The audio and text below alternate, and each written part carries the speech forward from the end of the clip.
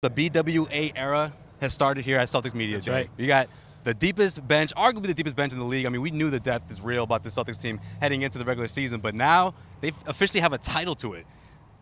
Jared, give us some talk. Give me some feedback. The BWA. Are we gonna have T-shirts? Are we gonna be making? Yeah, we're gonna have T-shirts. Are we gonna have this whole campaign? We got Marcus Morris. We got Marcus Smart, of course, leading things off. I mean, obviously these guys are embracing their role. What does that mean, Chris? Let's start with you.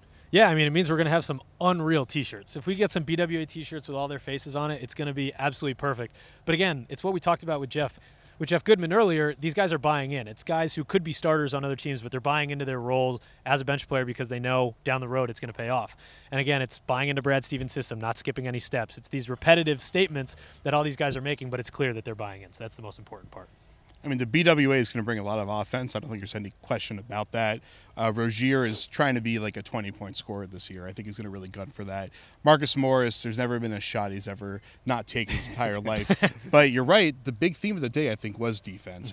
Horford hammered that home.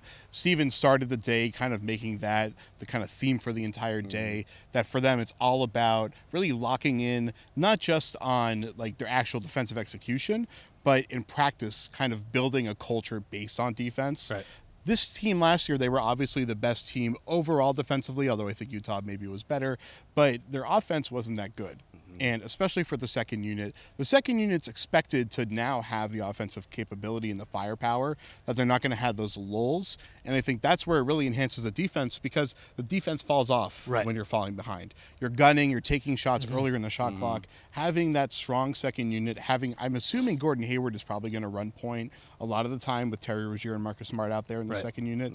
Having that consistency and that continuity throughout the game, that's really what makes BWA so scary. Right, and Brad Stevens, of course, talked about that. You know, he started things off with the press conferences and talking about how Gordon Hayward is going to be a playmaker for this team. You know, his passing abilities is something that sort of gets overlooked, or at least earlier in his career, but now that's clearly going to be a role, and I can see him running with those second units, running with guys like, you know, Marcus Smart. His defense is obviously one of the anchor of the second unit, and then you got Terry Rozier and Marcus Morris rounding things out. You know, there's a very, very deep bench. Yeah, that's the benefit of having this depth, is you have so much flexibility in terms of lineups, and it's going to be a really brutal matchup for a lot of opposing teams.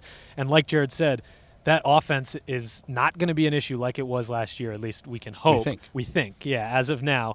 And the defense will follow. It's easy to, you know, keep it up on defense when you have a lead like that. It's tougher to do when you're trailing behind. So, again, one will follow the other, and it's that depth that creates flexibility, I think, is really big. And they've already got a superstar in Yabu, which takes care of it for the most part. But the question really is Mook's satisfaction, Terry's satisfaction.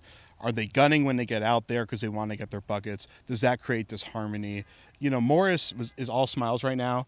And I think when you feel like you have a legitimate shot at the title, that changes things a lot. But frankly, the comment he made last year, or last season, a few months ago, about I don't know where my future is, he made that right after the Cleveland. Yeah, we talked to Jeff about that. It was moments after Game 7. Right. And I think that's another thing, too, that we sort of overlooked, is how frustrated this team was about the fact that they were one quarter away, essentially, from the NBA Finals. So they know that, you know, bring guys back like Kyrie Irving and Gordon Hayward obviously makes them a stronger team, but they also know that this team is talented enough to make it all the way to the NBA Finals. Yeah, completely. And it's the sacrifice that we keep talking about, sacrificing minutes. And it's easy to say now because, again, you can say all the right things at Media Day. You can go through training camp.